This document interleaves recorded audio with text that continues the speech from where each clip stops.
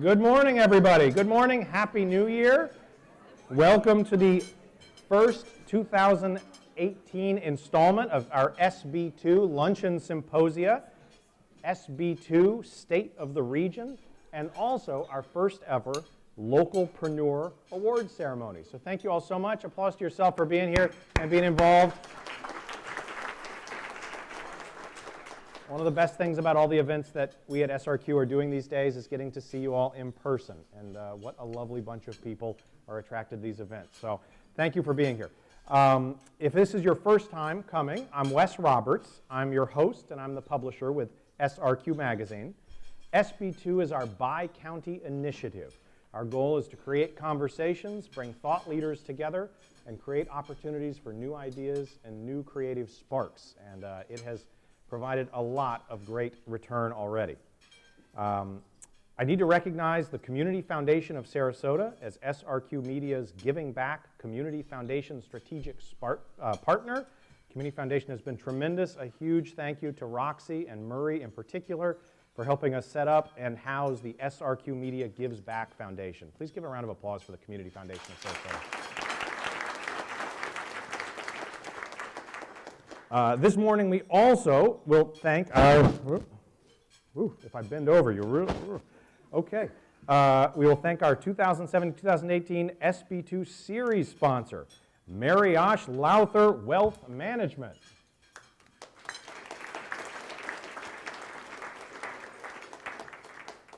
Brian Mariosh, a senior vice president, is a dear friend and a sharp, intellected, interesting person. So I'm going to give him the highest possible praise and then bring him up here where he has to blow your minds in 5 minutes.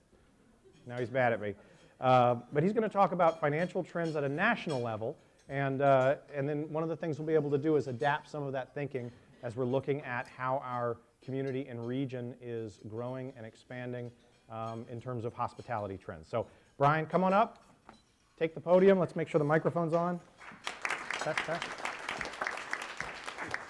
Great to see you. Okay, let's turn this on. Turn this on.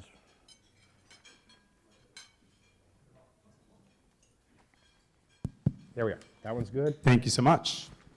Good afternoon, everybody. Start by introducing some of my team members that are here with me today. Jeremy Shelby on the Mariosh Lowther Wealth Management team, along with Kathy Fraley, Commercial Banking from Bank of America, and Mike McCoy, our actual market president, who oversees the combined enterprise of Merrill Lynch, U.S. Trust, and Bank of America. So I want to thank my team members for joining us today. My name is Brian Mariosh. Those of you that don't know me, I started my career actually as a music educator and a music teacher. I'm still a practicing musician. So events like this, I really like the opportunity to do a little bit of the education side. Our personal mission is to educate, connect, and contribute. And Wes asked me today, as opposed to a normal introduction, to kind of introduce for the state of the region and the economy in the region, go kind of 30,000 feet up and kind of really briefly just talk about what's happening on a national and even international level and how that affects us here and kind of set the table for the panel. So before I start with where we are today, I think it's really important to talk about where we came from. It's been 10 years now, believe it or not, since the 2008-2009 financial crisis kind of gripped both this country, this region, and the world. This was, of course, led by a real estate and banking crisis, and it had a disproportionate effect on our local region here, given that real estate is such a big part of our local economy. When the national and international economies go into a deep recession as a result of a real estate banking driven, it's going to affect us perhaps disproportionately. We've been in a recovery for the past 9-10 years. And for the first 8 or 9 years of that recovery, it was really a slow, muted recovery, and it was a very uneven recovery. And I think both of those are very relevant to some of the discussions you're going to hear today. On the uneven front, the stock market has tripled over the past 8-9 years. That really affects a disproportionate amount of the people in this country and in this region. So it really affects the top people that own a lot of stocks and have a lot of financial assets. And given that tourism is driven by this space, especially in a luxury tourism market like Sarasota, we've been able to have a pretty robust recovery, I think, in those sectors as a result of that section recovering a lot faster than perhaps other sections of the economy. In terms of the present state, I think it's worth mentioning that the the very slow recovery is starting to accelerate. We don't know if that's going to continue or not, but it is starting, and I think it's been helped by the tax cut and the tax package that happened recently, as well as some of the deregulation. Whether both of these items, whether you're politically for or against them, we are seeing effects that are starting to accelerate things. I think the tax package specifically has elements in it that affect people that come from other areas, right? Caps on SALT, or state and local taxes, for areas in the Northeast and the Midwest that are very high tax regions and tax areas. Now that that's less deductible, we could possibly even see a bigger influx of people to this area. So again, I think these are some of the positives we see right now. Our momentum, changes in the tax package, allowing for people maybe even to be more, maybe even a better opportunity for people to visit and relocate their businesses or relocate their homes here in the Sarasota, Manatee area. Also, I think generationally, there are some opportunities that we should talk about as well. How many millennials in the room? Show of hands. There's got to be more than that. I see one or two. Okay, so a handful of millennials in the room. This generation, for those of you not aware, millennials is now actually the largest cohort on the planet, and possibly actually ever of all time. Larger than the baby boomers at this point as far as the amount of millennials. So their behavior is extremely important. And we are seeing some upticks where millennials are actually starting to form homes and buy houses. This cohort has, for those of you not aware, have been waiting a lot longer to form houses, waiting longer to get married than really any generation before, waiting longer to have first child than ever before, waiting longer even to move out of their home. I'm a father of a millennial, so I could speak firsthand about this, having a 23-year-old. This does have an effect on the economy that maybe slowed some of the recovery, but now we see it starting to accelerate as they're participating in the economy, so on the positive front. A couple of challenges that I think is worth mentioning before turning it over. The first is that recession, that financial crisis led the government to drop interest rates to near zero for a very long time. And I'm not going to get into all the technicals, with a diversified room in terms of investing knowledge, but interest rates is basically the cost of money. How much a company or an individual has to pay for access to capital. And by keeping it that low for that long, it was very stimulative, and it's what helped get us through. However, now it's starting to turn the other way. And we see interest rates moving up across the yield curve spectrum. We also see the Federal Reserve tightening in non-traditional ways. They purchased massive amounts of bonds in order to support the economy during the weak time. They now have to unwind that. We've never in history had a balance sheet the size of the Fed's right now be unwound, ever. Not to mention at the same time as interest rates tightening. So for those of you in the room that are not millennials, I bet some of you remember mortgages at 15%, 12%, 17%, right? In the early 80s, when we had these extremely high interest rates, people could be familiar that the cost of money going up can be a challenge. It can slow down purchases of homes. It can slow down business startups and projects. So certainly one of the challenges we want to watch. And again, for the panel to discuss, I think it'd be interesting to see how rising interest rates affects tourism and other areas economically. And the last one I'll leave before turning this back over is that the economy is changing in a way at a pace that we've really never seen before. It used to be that what your parents' generation did for a living, you could probably go out and do for a job as well. And now, not only am I not sure that my children will be able to do what I do for a living when they get to this point, I'm not even sure what they should major in college by the time they get out of school as far as what jobs are happening. And so the accelerated pace of technology, AI, innovation, robotics, automation, that impact is huge. It's creating, job destruction, essentially. So while it's been very good for the stock market and certain industries, there's a lot of jobs that have just disappeared. Thinking about self-driving cars, just as one technology, which is not science fiction. This is 10 to 15 years away from being very prevalent and seen. How many cab drivers, Uber drivers, auto insurance salespeople, truck drivers, how many jobs can be destroyed just within one generation by one technology? And I kind of go on and on. So as the panel discusses kind of tourism and the economics of this region, when we think about investing in industries, which industries are going to be affected the most by this to make sure that when we invest, it's an industry that will actually bring jobs to the region. So I shrunk my normal hour talk down to 6 minutes for everyone. I appreciate your patience. I'm glad I was at lunch and not breakfast for such exciting material. I'm going to turn it back over to Wes, and thank you all very much for having me today.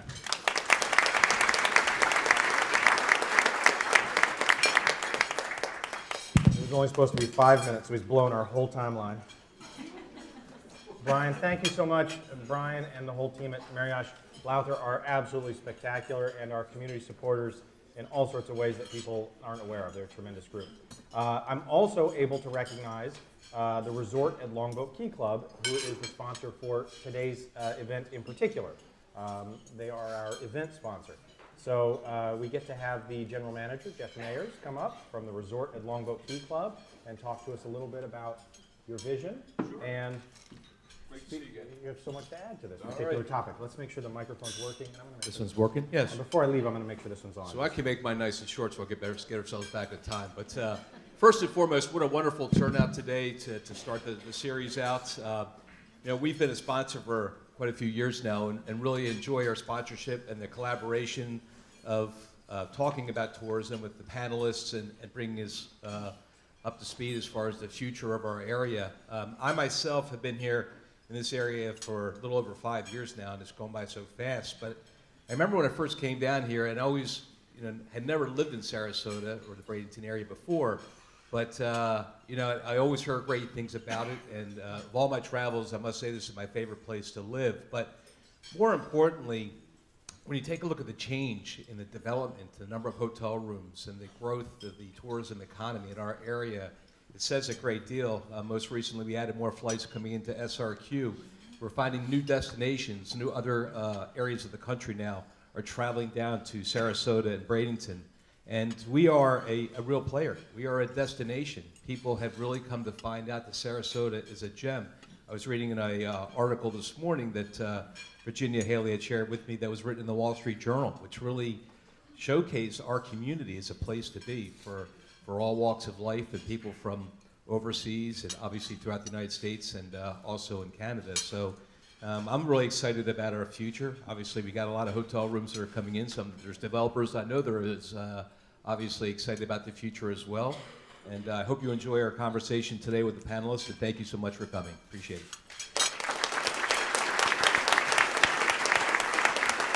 Thank you, Jeff. And you can actually stay up here with us, because the next thing I'm going to do is introduce everyone else and bring them up, and I'll even give you this microphone. All right. You can beatbox while we do this next part. Thank you so much, Jeff. We are very pleased to have 5 local panelists that represent some of the most notable and innovative economic tourism-centric organizations in the area. It kind of looks like Jeff's the only one who showed up, but that's not the case. If I could invite Elliot Falcione, Virginia Haley, Mark Huey, Jeff Mayers, and Rick Piccolo all to the stage. Thank you very much. Oh, and then my podium disappears.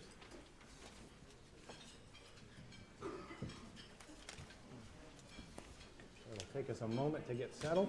I guess while everyone is doing that, you all received question cards on arrival. Hopefully everyone got one or took one as they came in. Now is a great time to jot down some good questions or to get that card ready and a pen ready. We'll collect them after the panel discussion ends, and we'll use them for the Q&A portion of the luncheon. I didn't do an extensive introduction for each person, because in most cases you probably know who they are, and if you don't, you can look in the program book and get all of their CV information that you need. And I think it's best to move straight to the discussion. So I think everyone's seated. Virginia, you want to take a microphone? And I'll have a seat here, and we will get started. So since I handed that first to Virginia, there was a trick going on there. What are you looking at my notes? I got to be prepared. Okay, Elliot, you just got a tougher question. Move that one to Elliot. Let's talk about how we did as far as tourism this last year. Let's jump in with a basic across-the-board observation, because we've seen economic shifts. We've also seen a huge storm that was very disruptive. What have we seen as an overall change from this most recent year to the year before? We once again broke another record in terms of visitation for the past fiscal year. Overall, it was about a 6.5% increase in visitation. But what matters most to me is that it was a significant increase in visitor spending, because it isn't necessarily, with new hotel rooms, we do want more visitors, we need more visitors, but we want to make sure we have the right visitor with the kind of spending power we want to see in this community. I think I'll pass to Elliot and expand on it. And are we seeing shifts in the types of visitors that are coming? What are category shifts? And maybe you could speak to differences as well between Sarasota and Bradenton. And if you upset Virginia, I'll give her the mic back. No, that's okay. Business is up consistently, double-digit increases, so, things are doing well. The occupancy rate with the added bed stock eroded a little bit, but the average daily rates have increased a little bit, so, that's really, really important. And I echo what Virginia said about, targeting the right visitor. We do need to bring new visitors in, or first-time visitors are so important, because the first-time visitors, 94% of the time will come back within the first year. And then they make it a family tradition, they fall in love with it, and what we don't talk about a lot is that conversion from a visitor to a resident to a business owner. And essentially that's what built Florida. But more importantly, we need to continue to build assets that help us diversify our community to sustain tourism 12 months out of the year. That is more important than anything, because you can't just always count on the international market or the 6 weeks, during spring training season. We need that diversity, whether it's convention centers, sports complexes, etc. And that's really probably one of the main objectives that we have. We could hand the, well, Mark, sorry, got a microphone. As far as the perspective of the EDC on, what did I just do? Sorry. Mark, as far as, yeah, how you doing over there? As far as the EDC's perspective, when you look at the type of people that we're attracting as tourists, obviously that builds your armament for how you invite businesses to relocate. Can you speak to how that transition, I guess, what's your sales pitch? Yeah, I think, your point is that really our biggest competitive advantage is the place that we have and the people that it brings here through our airport, through our great hotel properties, and many of those folks fall in love with this place. They all do, but some of them to the point where they actually might buy a second home. And I can tell you that most of the quality deal flow that the EDC works on comes from that world of second homeowners who may be first engaged with us through the tourism industry. Yeah. So I always compliment our tourism team. They're our first business recruiters here, and they do such a good job representing us. So we still see that trend.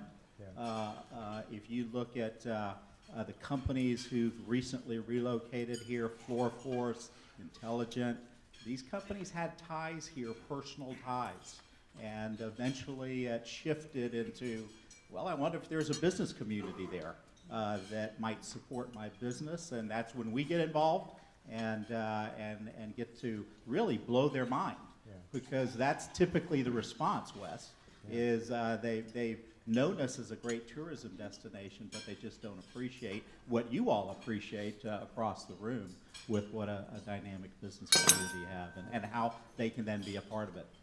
I have to say I've gotten an inside view in some of that, because there have been entities that you've wanted to woo here, and you've invited myself or Liesl and I to meet with them and be part of that welcoming process. And it's always exciting to see the enthusiasm and fire of someone who's considering coming to Sarasota. So it's probably a great job that you've got where you're always talking to and people. that particular one you helped us on, that person has now bought a second home here. Oh, fantastic. So it's in the Rosemary I've District. sworn to all kinds of secrecy on it, right? Yeah. Is that, Jeff. In terms of this question, I'm not exactly sure which way you'll approach it, because you have so many responsibilities, both to your property itself, but then also in all the engagement you have in your industry. One thing that we hear often is from people that live here or have moved here, oh no, not another hotel, oh no, they're going to bring more visitors here. How do you respond to that, the concerns that are obviously encapsulated in that kind of a statement? Well, there's many thoughts that I have about that. So number one, obviously the impact on real estate. For those in the real estate industry, obviously people come here as visitors many times first, and then land up buying a second home or making this their primary residence. So it's the introduction to those individuals. Number two, the taxes that are raised through the hotels, through the bed tax dollars, and other spend throughout our economy to further enhance the quality of life. And I forget the latest statistics that are out there, but it shows how much the average household will actually save in taxes due to tourism coming into our area. Number 3, jobs. Think about all the jobs that are created because of tourism and attractions and so forth. And my statistics that I have are old, and maybe Virginia, you may have an update, but I believe it was about 1 in every 5 individuals, is that still correct? Yep. Is directly or indirectly in the tourism industry, if you will, within our community. I'm not certain about Bradenton, but is that fairly comparable? A statewide statistic, okay? So the jobs that it creates. So we're further enhancing, our quality of life, jobs, and financial impact. That's how I would answer that question. Pass the microphone to Rick. We're talking about the types of visitors, maybe a little conversation about where they're coming from. And I know obviously you're highly informed on where they fly from. I'm sure you also have information as to where they come from in a broader sense too. Well, those places. it is still primarily the Midwest, Northeast corridor that we get our visitors from. And at the airport, 70% of our traffic actually is the incoming visitor, about 30% local. So it still is predominated by those 2 regions. Obviously, the New York area, the Boston area, Washington's become much bigger after the Orioles came here, Chicago, all those. And obviously, we anticipate that the Midwest will grow back with the arrival of the Legion. I mean, the first 3 cities they're going to serve are all kind of in that Midwest corridor, the I-75 corridor, Cincinnati, Pittsburgh, and Indianapolis, and we would expect them to grow more. So that's still our sweet spot. We do have about 10% of ours are international, and our Canadian traffic continues to grow out of Toronto and the rest of Canada. So it's the traditional sweet spots for us, but we think it'll grow with the arrival of the Legion. How similar are those origin trends to other parts of Florida? How dramatically different are the visitors? Miami must be incredibly dramatically different. Miami would be very different. Yeah. A lot of South American and Caribbean, but still, the primary areas are still the Midwest and the Northeast. You have a tendency to have more on the Northeast corridor on the east coast of Florida, more from the Midwest on the west coast of Florida, although we're seeing that dynamic change more and more with a lot more of the Northeastern tourists here in this area, as we've seen more and more flights from the New York and Boston area, and actually saw a decrease in the Midwestern flights with the loss of AirTran, and that's why we're optimistic that all that'll come back with the arrival of the Legion. Virginia, since you popped in, maybe we'll get you a microphone. As far as the sweet spots, where are the opportunities to make growth? And I guess what I'm kind of getting at is if these very considerable percentages of our visitors come from prescribed areas, does it make more sense to get more of what we already have, or to try and open completely new markets and expand those? How do you? So we do a combination. The good news is that within our popular markets, New York, Chicago, Philadelphia, Washington, we do not have anywhere close to penetration in those markets. So there are lots of opportunities left in the traditional markets. And then what we look at every year is, are there markets where we are not getting the number of visitors we really should be? And what is the relative cost to get more of them? And so this year, we have a number of markets in Ohio. We should be having more visitors from certain cities in Ohio than we have. The media cost to reach that audience is fairly low, and it has shown a very high response level to the marketing that we have. And then Rick Piccolo tops it off by getting us a new direct flight in that market. So thank you very much for Cincinnati. So those are the things we'll do. We're in that market right now. And we actually went in and did a pre-test in the fall to kind of check that penetration. We're running marketing now to drive visitation here in May and June, and then we'll go back in and see how effective we were.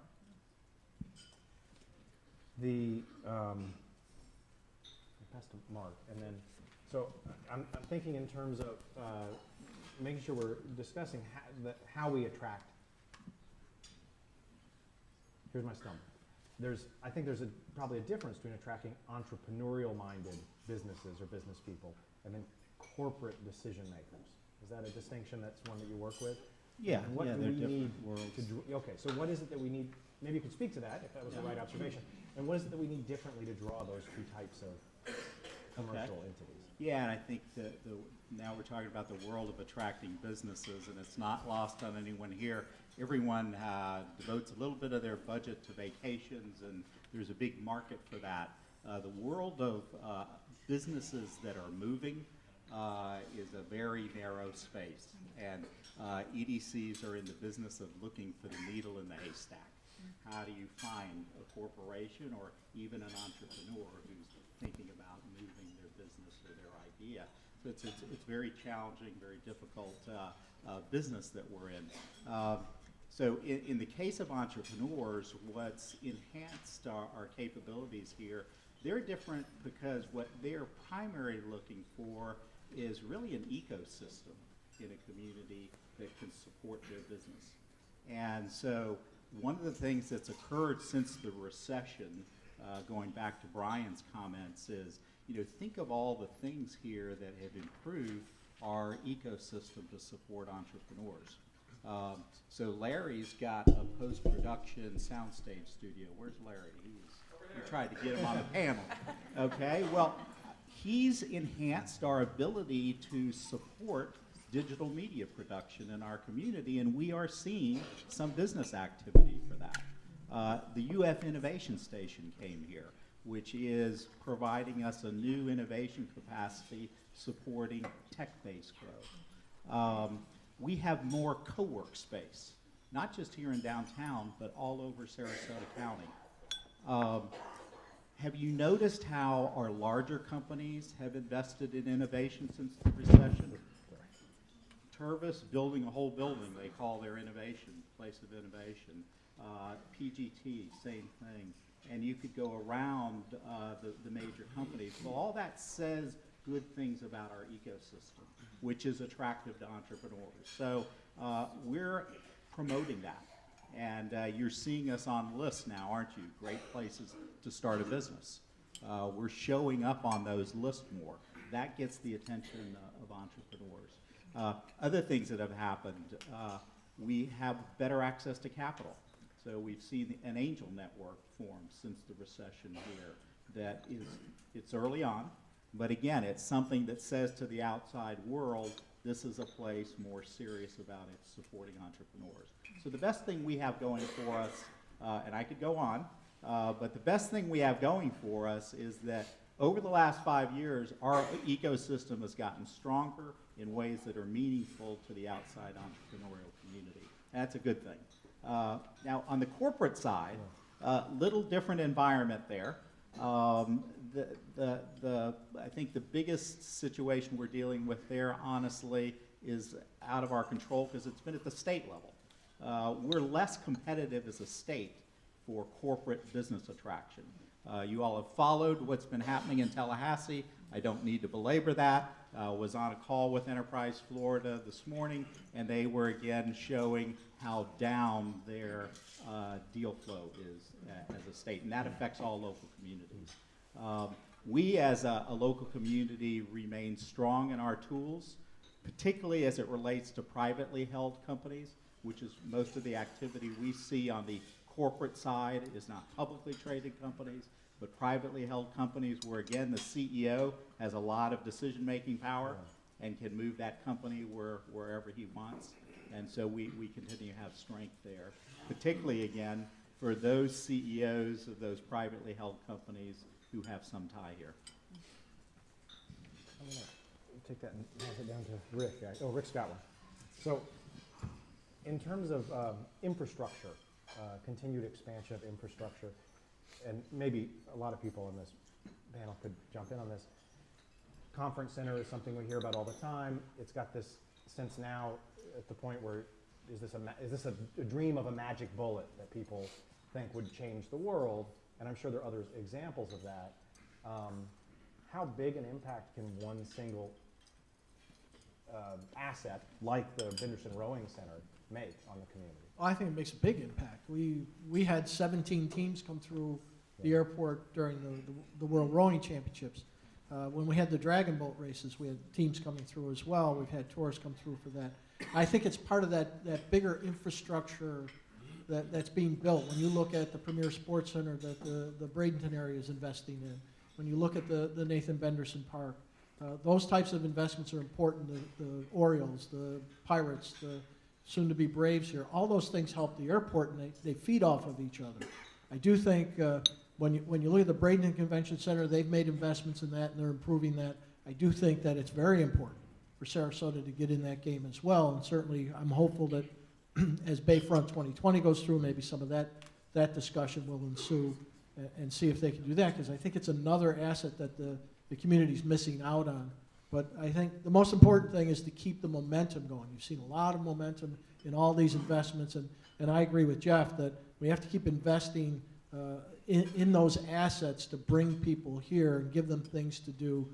We already have the beaches, now we have sports tourism and ecotourism growing, and hopefully we can continue that momentum going. And I think the decision of Allegiant and actually United's also decided to keep their service through the summer. I think all those are a result of what's going on in the community. Some momentum building in the community, and they're starting to recognize that, and that brings more air service just from that. How about from either of our CVB meisters here, speaking to, I guess, the concept of a magic bullet? Is that something we get distracted by? Or how big a proof, perhaps, is the Benderson Park that it works? I mean, where would you place that?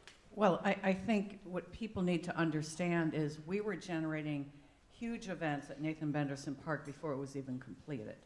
And that we obviously had the focus on the premier event, the World Rowing Championships, but the other events that are in the pipeline that have been having there make it a year-round destination.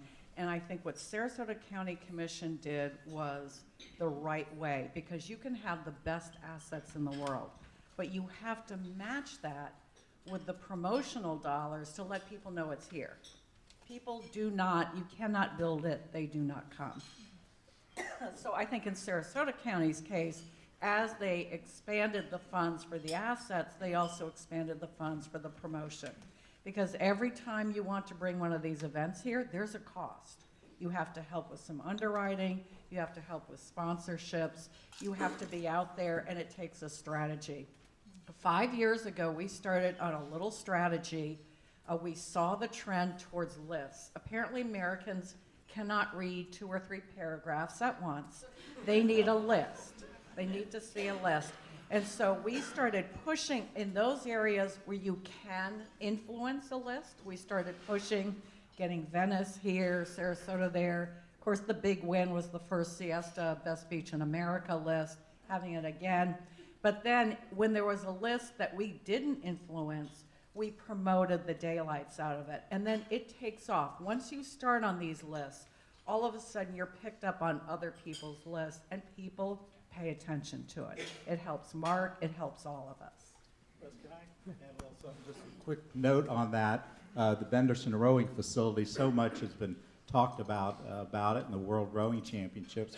There's a little side story, though, maybe not all of you know. Our state economic development organization, Enterprise Florida, showcases our community through significant state events. So Pro Bowl's coming up. They're going to be hosting companies thinking about investing Florida at the Pro Bowl. The Daytona 500 is coming up. They'll be hosting people thinking about investing. Well, for the first time ever, they did such an event here in Sarasota County at the World Rowing Championships. So it was the first time they have used a Sarasota venue to host business leaders thinking about investing or directing investing into our state of Florida. And what a great opportunity. So that's another thing that a world-class venue like that gives you an opportunity and a platform to do. My guess is we will get questions in this category from the audience, but I had one thing that we'll see what you do with it. Bradenton has done an amazing job with their Riverwalk project, which is really ongoing, continued improvements. Do you have thoughts from north looking across at Bayfront 2020 as a visioning exercise that is going on in Sarasota? And do you have wisdom you'd share, or, you know, what would be your thoughts on that? You know, we've always talked about focusing on the urban core redevelopment and the East County development. That's our future. And we got the mayor of Bradenton right here, Wayne Poston, and they just announced that they're going to expand their river walk an additional 1.5 miles, so more of a passive type of park. So with that passive park, there'll be more development along the river. Housing is vital to sustainability of new dollars to the hospitality industry. It's so much more than just visitors that come in or these signature events that come in. It's housing and it's corporations that need to maintain that base for sustainability. I think in short, talking about, you know, the Bradenton area, the urban core, is the plans to redevelop a city that appeals to the millennials is vital. More dense, more multimodal transportation, because the millennials they'd rather not buy a car. They'd rather ride a bike. They'd rather live above a storefront. And it's gonna take some time, but that's where Manatee County's heading. And, you know, we talk about, you know, all the different assets in both counties, whether it's, you know, Nathan Benderson Park or Premier Sports Campus or IMG Academy, and they all create marketplace impressions. And I think what we need to do as a region is, you know, we could say Sarasota's one city and Manatee County is another community. And when you separate them, they're really both small communities. But when you regionalize them, you have a nice market with a lot of bling, a lot of amenities, a lot of diversity. You know, because geographically, there's the saying that 25% of society on the globe cannot find the United States on a map. Okay?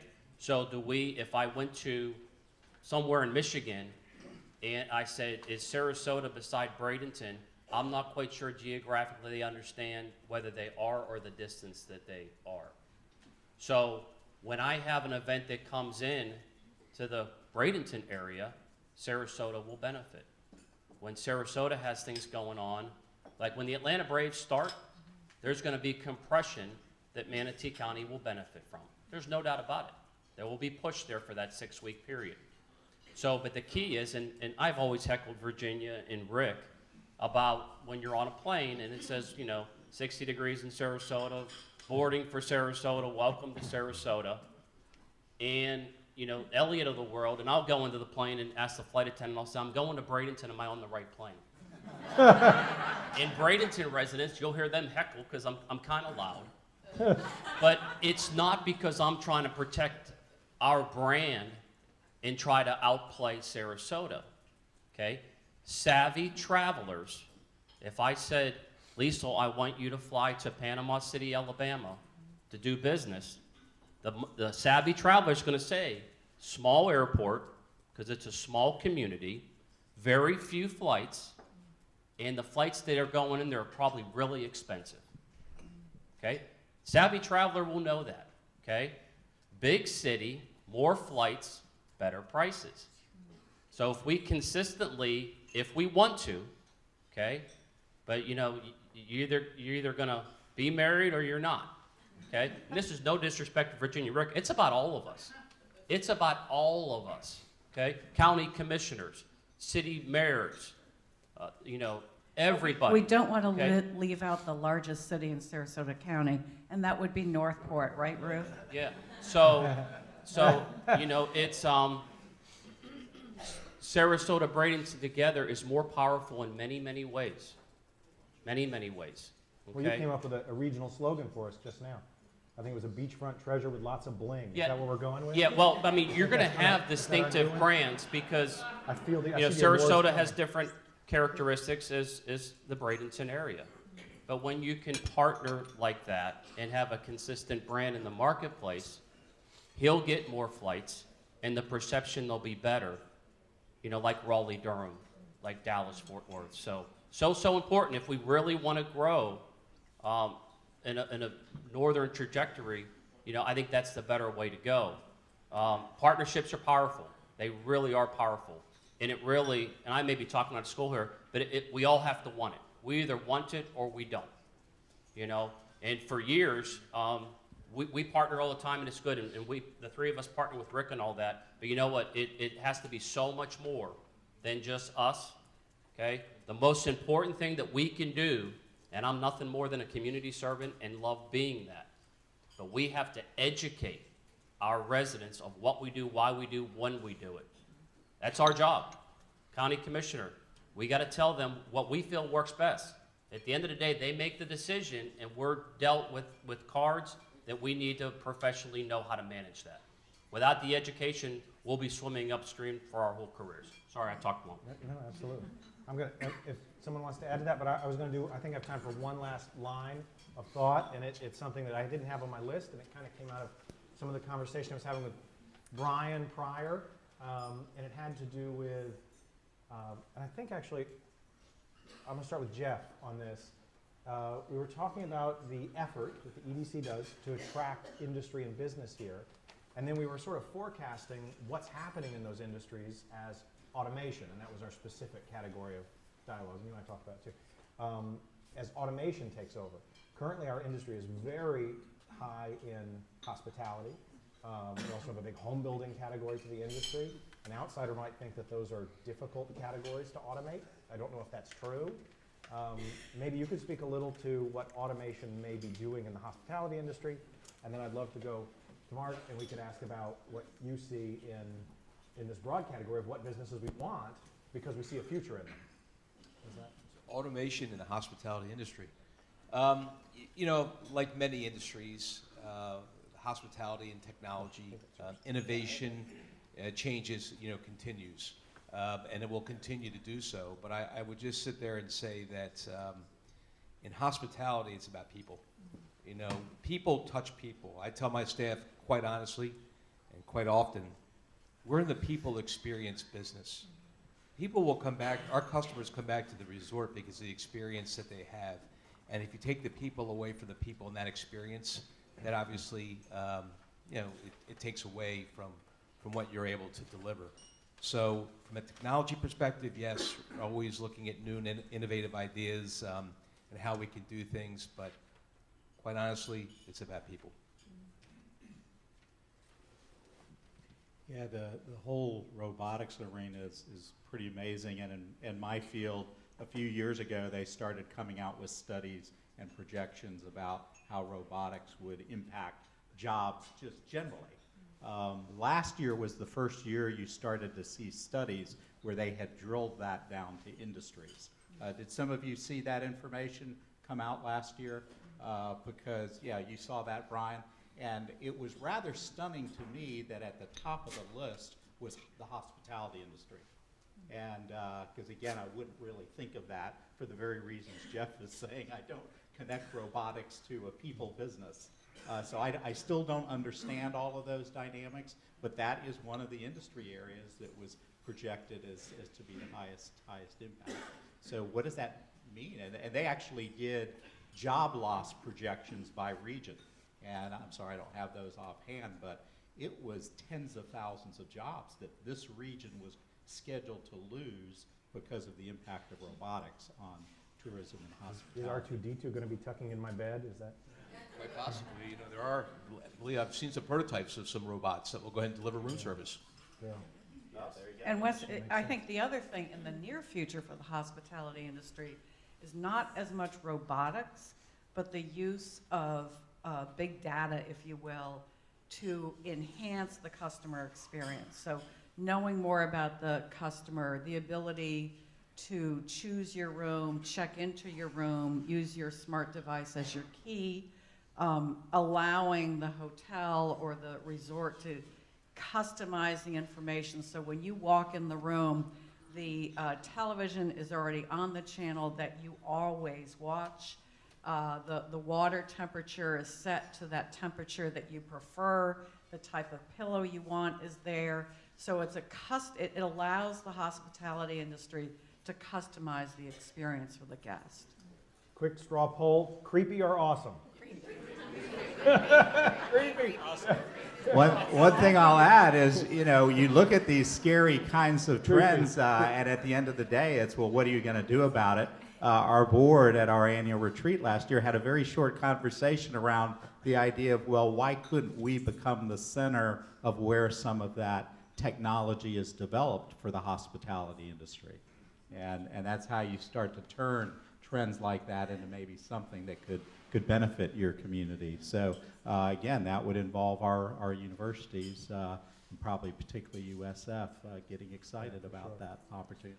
Well, you can hang on to it. I'm going to turn over control of the microphone, or I guess you need a microphone. Could someone hand Jacob a microphone? To Jacob Ogles. He is SRQ Magazine's senior editor, and he will do the Q&A portion, so hopefully you have cards. A thank you from me to Elliot, Virginia, Mark, Jeff, and Rick, but you can all applaud for them after the Q&A, so don't do it now.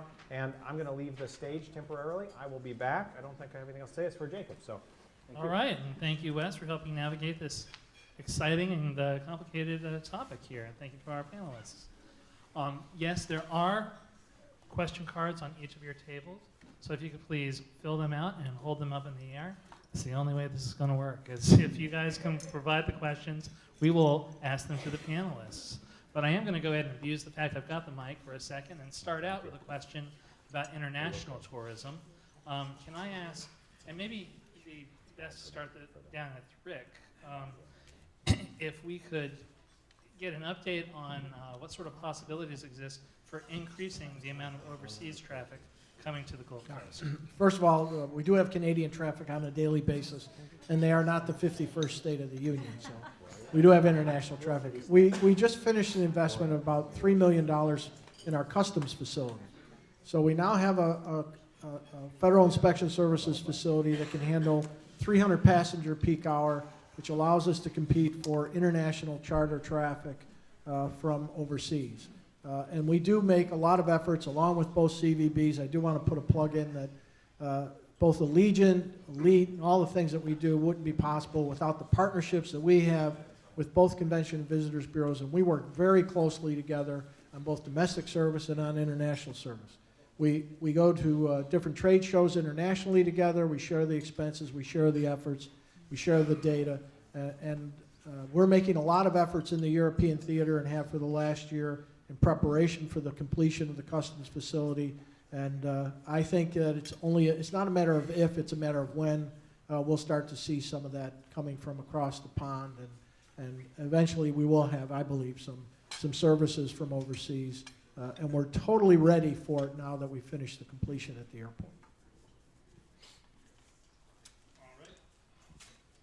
We have an interesting question here. With the shrinking job market in many sectors, what can we do to attract workers to our area, not just entrepreneurs and corporations?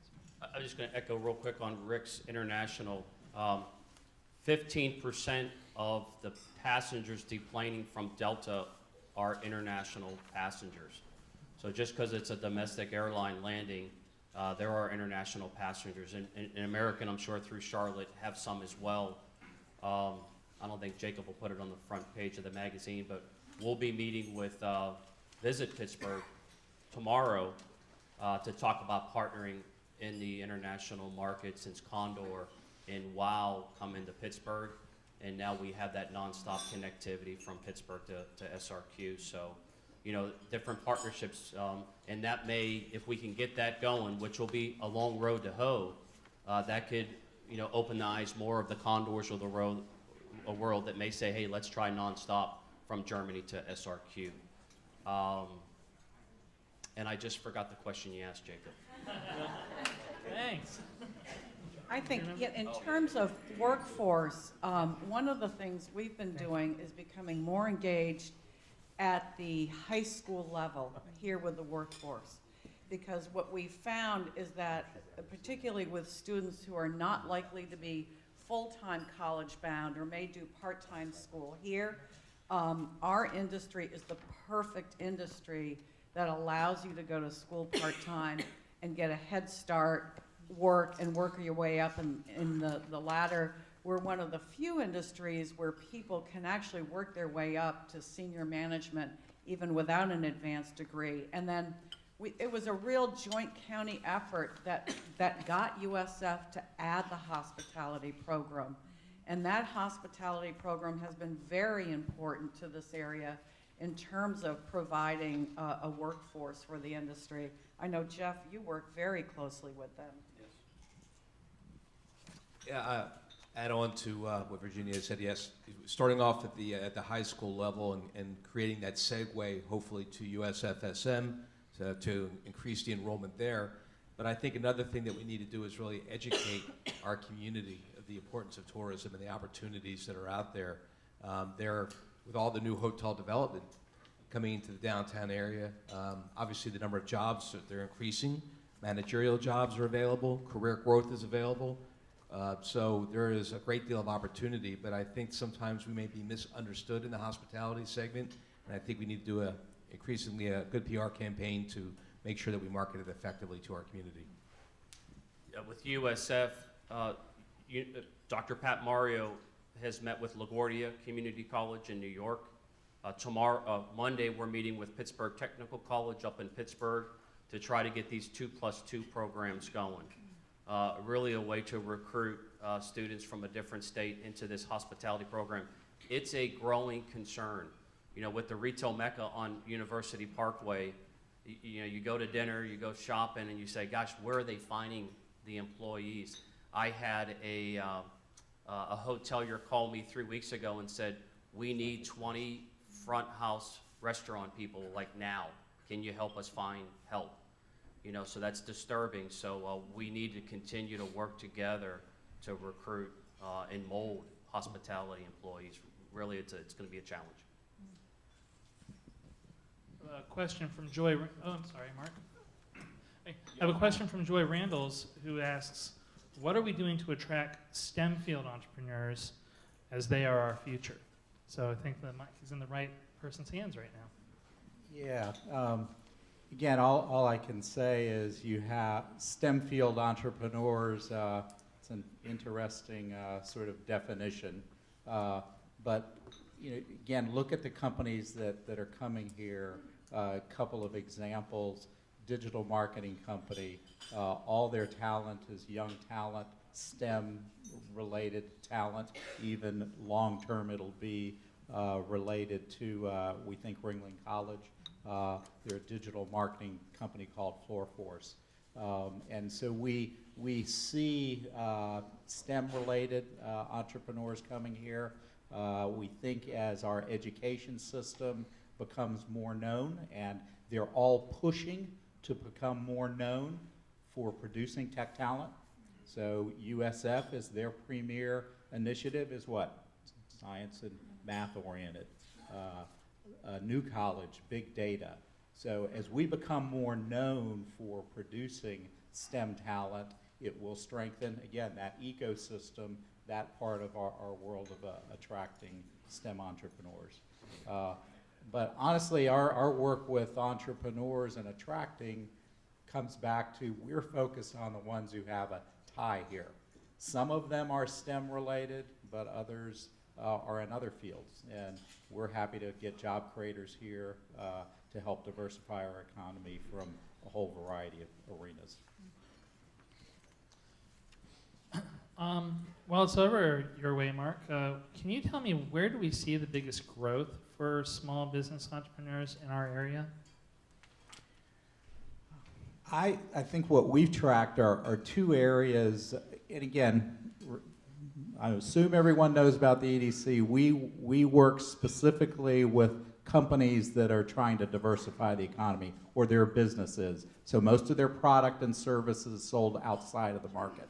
So we're not working with all of those entrepreneurs in our community, vital entrepreneurs who are building restaurants and building other kinds of retail businesses and other things here.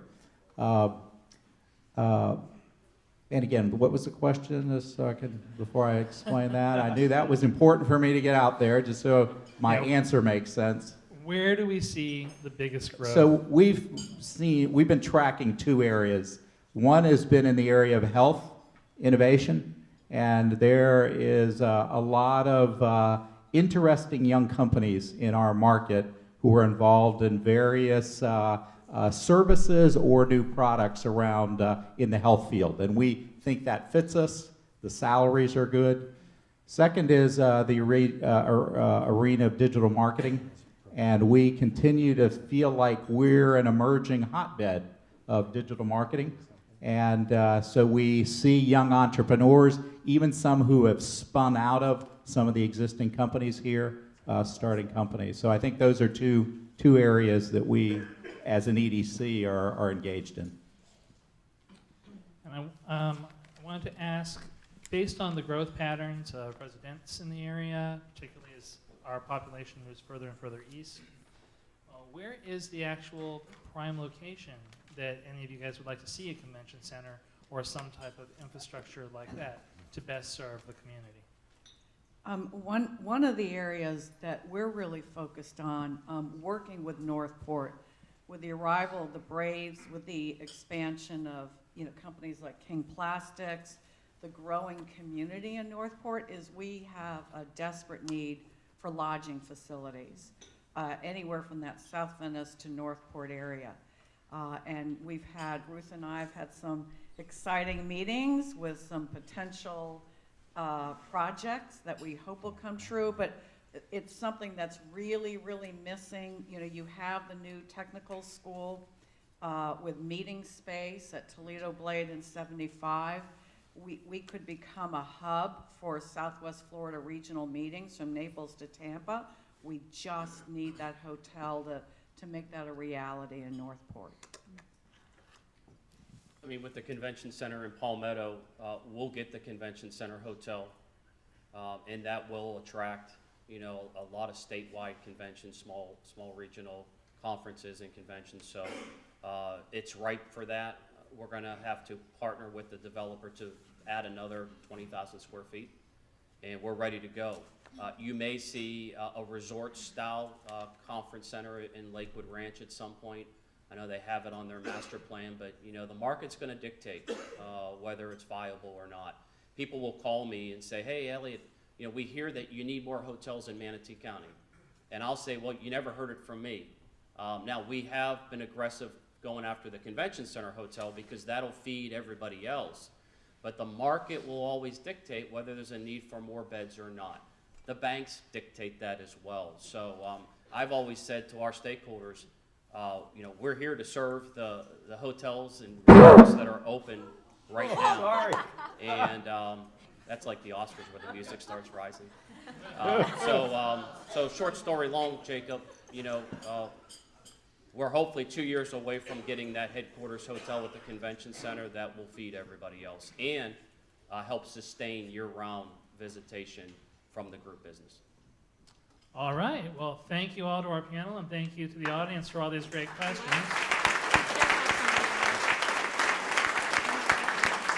I'm going to turn the microphone back over to Wes Roberts again. So Thank you very much, Jacob. And obviously, I was anxious to have the mic back. I was making noise there. That is the end of our panel portion of the event. So if I get a big round of applause and a very personal thank you for me, Rick, thank you, Jeff, thank you so much, thank you, Elliot, thank you, Virginia, thank you. Shortly, we're going to start the Localpreneur of the Year award ceremony. But before we do, I get to call another dear friend of mine to the stage to represent a brand story partner, an SRQ brand story partner. We launched Brand Story as a new program this year.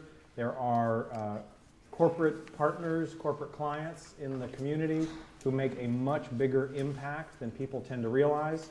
And we work with them to turn our storytelling skills and storytelling capacity to bring their story throughout our publications, digital, print, and in-person events.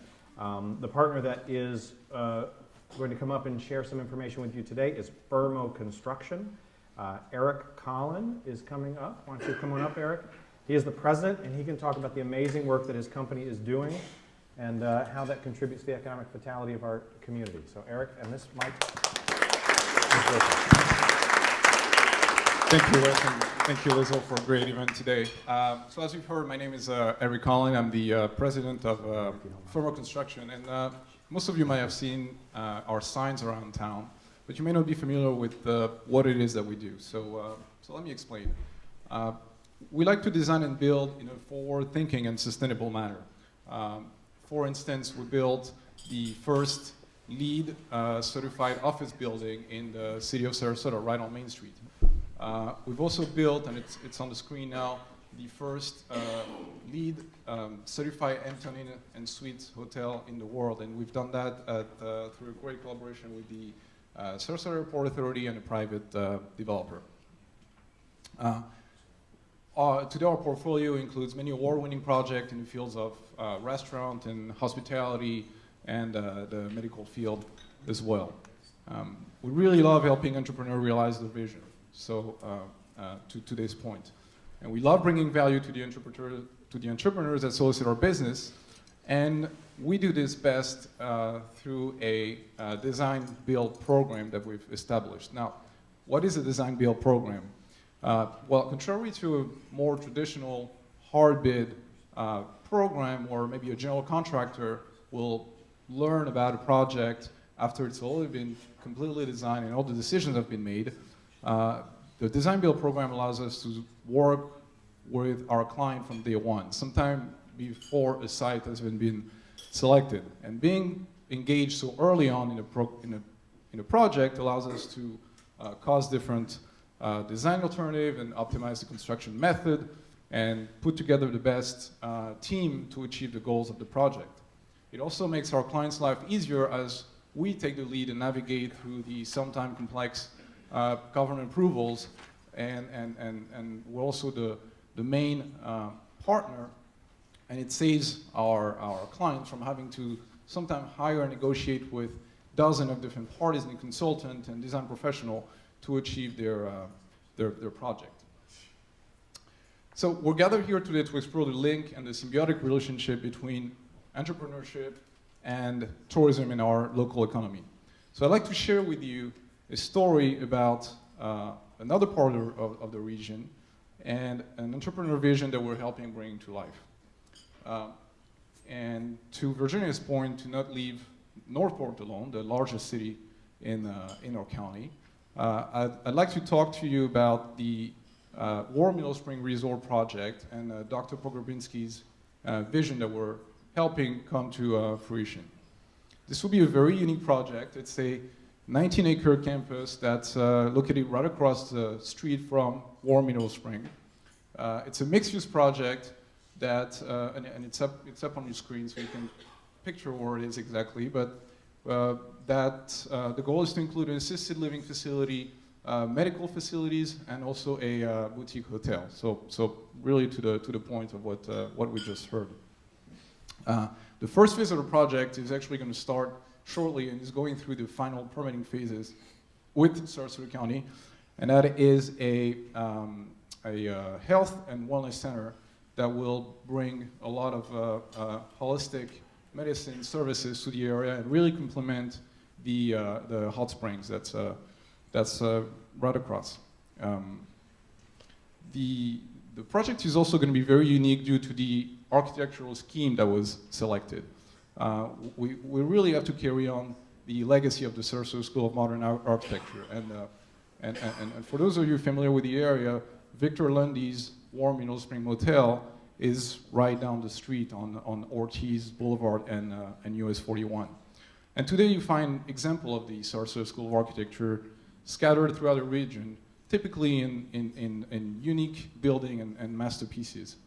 And really we found ourselves in a very humbling challenge and a very unique opportunity to, for the first time, apply these building principles in a large-scale campus style project with many different types of building and many different uses. So along with the arrival of the spring touring facility in Northport and the continuous development of the West Villages, this has the potential to become another economic catalyst for the south part of the county, and also an area that's been untapped in that part of the county, which is medical tourism. It's a segment of tourism that's really exploding nationwide, but also globally. And with the adequate services, you can imagine people coming to our area, new types of people that would not visit otherwise, because of this new facility. So We've heard great perspective from our panelists today. We have an award ceremony coming up that reward the spirit of the entrepreneurial spirit in our region. And again, thank you, Wes and Liesl, for that. We are incredibly thankful for supporting and being part of today's luncheon and playing a role in our economy.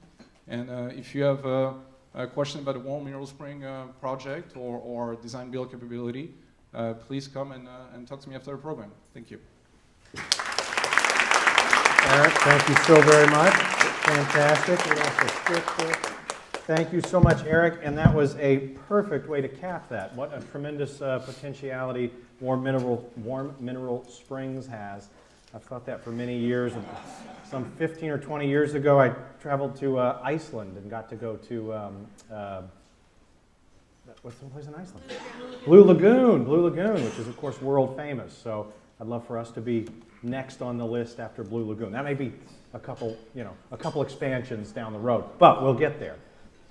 So welcome to the Localpreneur Localpreneur of the Year award ceremony. This program recognizes locally invested entrepreneurs who are running locally owned businesses with purpose and passion and who have earned the respect of their peers. Over 100 entries were submitted and I think we've got a slide that shows a bunch of the nominees. I don't even think that can be all of them because there was over 100. So it's a tremendous list. We asked our nominees to share their thoughts on being a localpreneur. And as we go through the award ceremony, I'll be sharing the words of both our honorees and our nominees. Here is what our nominees said about a localpreneur. Quote, someone that really cares about the community and who wants to give back. They said, or you said, as a localpreneur, the more you can keep your business and its investments local, the more it serves the community at large. Wait a minute, I said that. I say that all the time. I'm glad we agree. Also, localpreneurs foster other localpreneurs so that localpreneurs can shoot higher. Our judges scored applications based on the criteria of corporate acumen, innovation, philanthropy, leadership, and community impact. And as a result, we can reveal today our Localpreneur Leadership class, which has 5 winners. Before we announce the winners, let's recognize our 2 judges, both of whom many people in this room will recognize. Sarasota native Andrew Foley, on the screen, is the development manager for Jonathan Ross Companies in New York City. But before that, he owned Sarasota News and Books, an independent downtown bookstore and cafe in Sarasota. And he was a founding board member of the Downtown Improvement District, the Downtown Partnership, and the Sarasota Young Professionals Group. Now he lives in New York City, working on socially responsible real estate development, committed to building affordable and environmentally sustainable projects. And everyone in the room that knows him, do send him an email and remind him we're waiting for him to come back. So we don't let you leave forever. Our second judge splits his time between Denver and the Windy City, Chicago, as Chief Growth Officer for ORA Interactive. He designs and engineers App Store featured Fortune 500 deployed startups fueling mobile and web applications. That means he's like on your phone. Ray Valares is a Florida State University graduate who was the owner and president of Gravity Free Web Agency located in here in Sarasota when they were awarded Technology Company of the Year by the EDC. And he served on many local boards, including the Sarasota Chamber of Commerce, before he moved to Chicago. Same goes there. If you are friendly with him on Facebook, send him a note saying we're waiting for him to come back. But now we will introduce our first winner of 5 in the 2018, and Liesl Leong, please come up and join me. Sorry, I should have given you an introduction. You're going to stay down there. A round of applause for Liesl Leong. Of course, all of you know Liesl.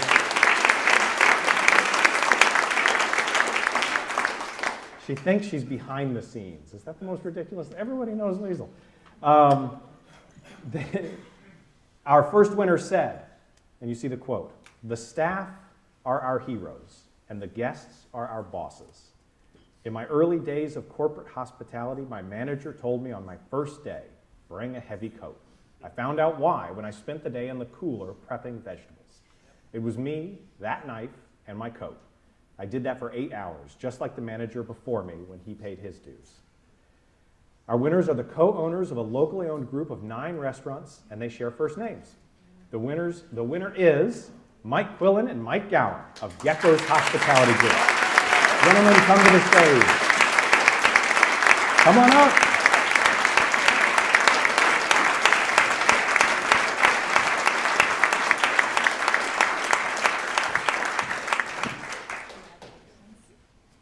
The two Mikes have spent 25 years stimulating regional economies, even through industry ups and downs. Here's another quote. Joining the Gecko's family of restaurants does not just mean passing the menu or the bar test.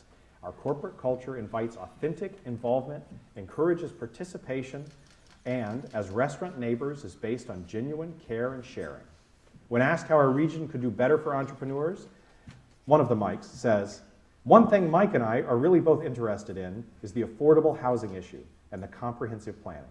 Congratulations, Mike Gowan and Mike Quillen. Thank you so much. Thank you so much. Am I supposed to do a picture? No?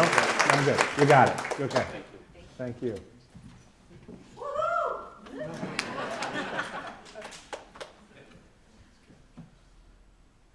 They were, he was so happy. He whispered to me, "Free chicken wings for everyone in the room." Was only I supposed to hear that, or? No.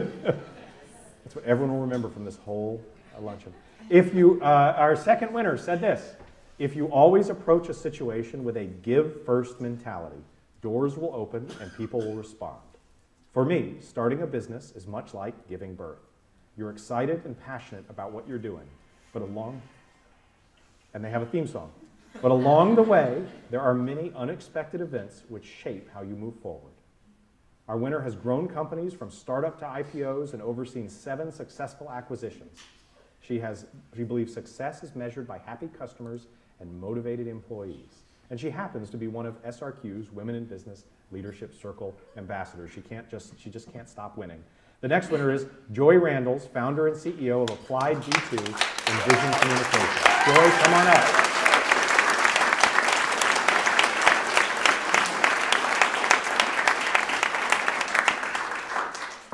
Congratulations. Joy runs a boutique firm where her founding team members have nearly 100 years of combined experience in cybersecurity, structured cabling, telephony, and telephony. Telephony? How's the right way to say that? And physical asset protection. One of their recent innovations was a custom wireless security system based on solar power. She is the board chair of Technova Florida and has personally made it a mission to improve our local and regional tech community. When asked to complete the following sentence, she said, "In the Sarasota and Bradenton region, we do too much marketing of philanthropy and too little time investing in the future to ensure the community we enjoy will be able to thrive decades from now." So thank you. Congratulations, Joy.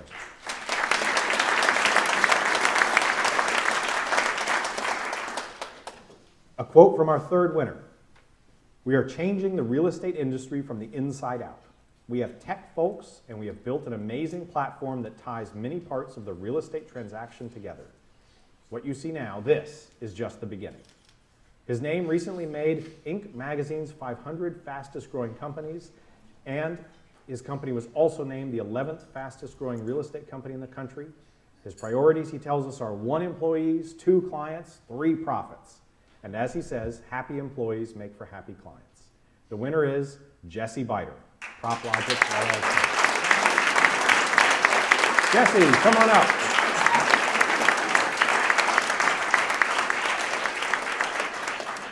In addition to running PropLogics, Jesse is also a partner with Tom and Ben Kekel? Kekel. Your partner? You're going to help me with the name. Kekel at Bold, Live, Work, Play. Biter brings his experience in fostering entrepreneurship and startup culture. Bold's biggest achievement of 2017 was launching a second co-work location in downtown St. Pete, which is now at full tenant capacity. When the partners learned there weren't enough living options in downtown for Sarasota professionals of all ages, Jesse, with the assistance of Tom and Ben, branded a new project, Bold Lofts of Sarasota, which is slated to open this summer. Jesse's biggest concern is the workforce. He says, "We don't have a jobs problem, we have an education problem. We have open positions we can't fill because we can't find the right people. Congratulations, Jesse. Also, thank you, Tom, I believe, is here. You've got quite a team. So when we started putting this together, we weren't sure how many names to mention. So, but thank you very much. Fantastic.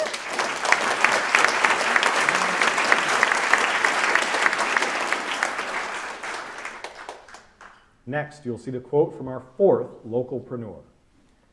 We're an entirely paperless theater. We have no tickets and no paper programs, which means that not only can we save tens of thousands in paper per year, we can operate at a much more efficient rate.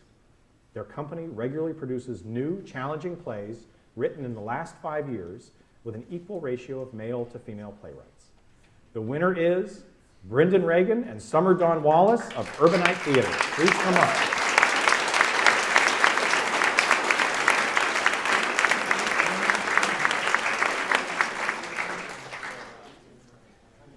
Both are graduates of the FSU Oslo Conservatory. Brendan and Summer say that they have gambled heavily that Sarasota needed another theater, being an already rich artistic and cultural city. They say, we felt the area needed a theater producing contemporary provocative material in a black box space. We weren't sure if Sarasota agreed with us. It turns out we underestimated how much hunger for this type of work there was. When asked how they would describe their community impact, they said, we start the conversations in society that lead to change and action. Congratulations, Summer and Brendan.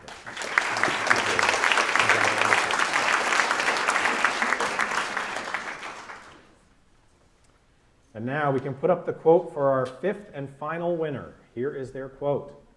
I was an accidental entrepreneur. Initially, I was in management at Weight Watchers and Train Company, but constantly had to relocate my family and was subject to decisions out of my control. Initially, money for the safety and greater lifestyle for my family were my driving force. Later, it was helping others within my companies achieve what they sought. Entrepreneur recently recognized one of this winner's companies as the fastest growing franchise in medicine, and Inc. magazine named it one of their top 500 fastest growing companies. The winner is Jim Abrams, CEO, Physical Therapy and Balance Centers, and the American Dreams Restaurant Group, which includes Duval. Go ahead, applause. It lists it.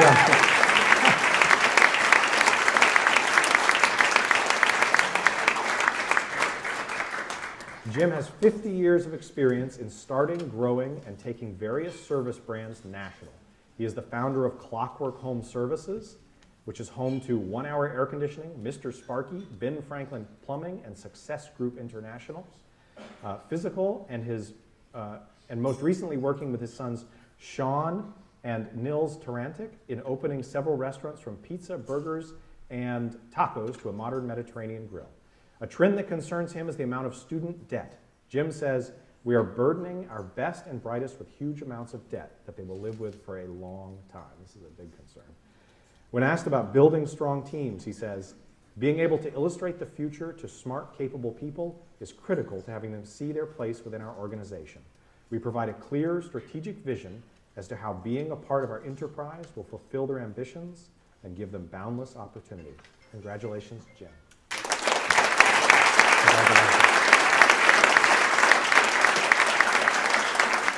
So these are our circle of winners. You can see on the screen, Jim Abrams, Jesse Biter, Mike Gowan and Mike Quillen, Joy Randall, Summer Dawn Wallace, and Brendan Reagan. Thank you so much.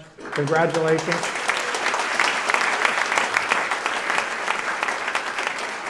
The amount of work it took for our judges to winnow the incredibly rich and large assortment of nominees down to these 5 was absolutely tremendous.